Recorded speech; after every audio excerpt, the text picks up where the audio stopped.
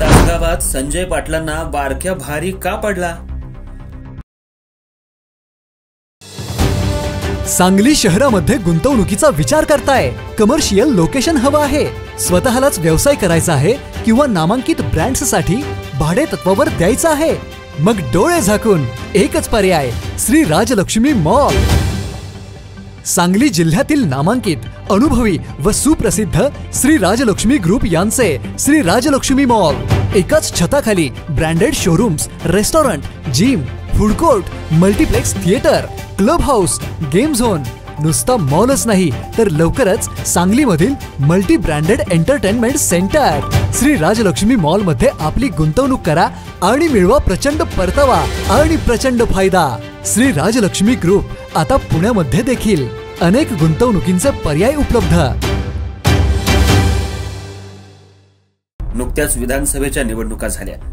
Tasgaon Kavathe महांकाळात R पाटलांचे चिरंजीव रोहित पाटील यांनी माजी खासदार संजय पाटील यांचा तगडा पराभव केला।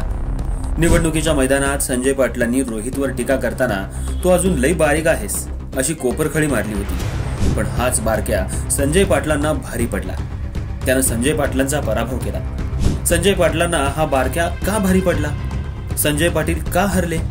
या प्रश्नाचं संजय पाटील आणि त्यांच्या गटानं चिंतन करायला हवं। संजय पाटील यांनी विधानसभा निवडणुकीत आपली सगळी ताकद पणाला लावली होती। जुन्या नाराज कार्यकर्त्यांना चुचकारून कामाला लावलं होतं। पूर्ण ताकदीनं संजय पाटील चटू ठोकत होते। केवळ संजय पाटीलच नव्हे तर अजित पवारांनीही रोहितला पाडण्यासाठी ताकद लावली होती। त्यासाठी त्यांनी अजित घोरपडे आणि संजय पाटील यांच्यात दिलजमाई केली। एकावर एक आमदार फ्री अशी स्कीम काढत तुम्ही संजय पाटलांना निवडून द्या, मी घोरपडेंना विधान परिषदेवर घेतो असं सांगितलं। पण अजित पवारांची ही स्कीम चालली नाही। अजित पवारांनी प्रचाराचा नारळ फोडला संजय पाटलांचा, पण त्यावेळी आर पाटील यांच्यावर टीका करून रोहित पाटील याला मदतच केली। त्याच्याबद्दल लोकांच्यात सहानुभूती निर्माण केली। अजित पवारांच्या या वक्तव्याचं बोंगऱ्यान झालं। संजय पाटील यांनी उभ्या आयुष्यात जेवढा संयम बाळगला नसेल तेवढा संयम या निवडणुकीत बाळगला होता। त्यांनी आणि त्यांच्या कार्यकर्त्यांनी कमालीचा संयम बाळगला होता, पण तरीही काही जमलं नाही। संजय पाटलांचा आजवरचा अनुभव लोकांच्या गाठीशी होता। त्यांचा आक्रमक स्वभाव, बघतो, धावतो, मेल्या आईचं दूध पिलो नाही वगैरे वगैरे अनुभव लोकांना होते। निवडणुकीपूर्वी काही दिवस अगोदर खासदार विशाल पाटलांना त्यांचे कार्यकर्ते मारायला गेले होते। कवठे महांकाळातला घरात घुसून मारामारीचा झालेला राडाही अडचणीचा ठरला। नाराज कार्यकर्ते त्यांच्यासोबत आले, पण त्यांनी काम केलं का हा सुद्धा प्रश्न आहे।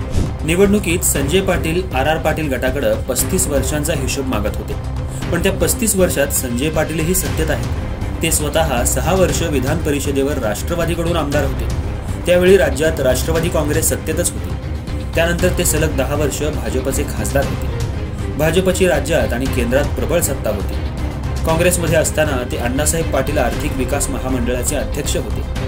कृष्णा खोरे महामंडळाचेही अध्यक्ष होते।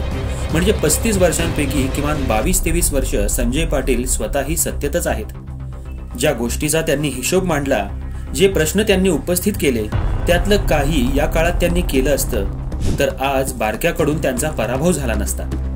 जिल्ह्याचं नेतृत्व करण्याची संधी हात जोडून समोर असताना केवळ स्वभावामुळे संजय पाटलांना ती साधता आली नाही।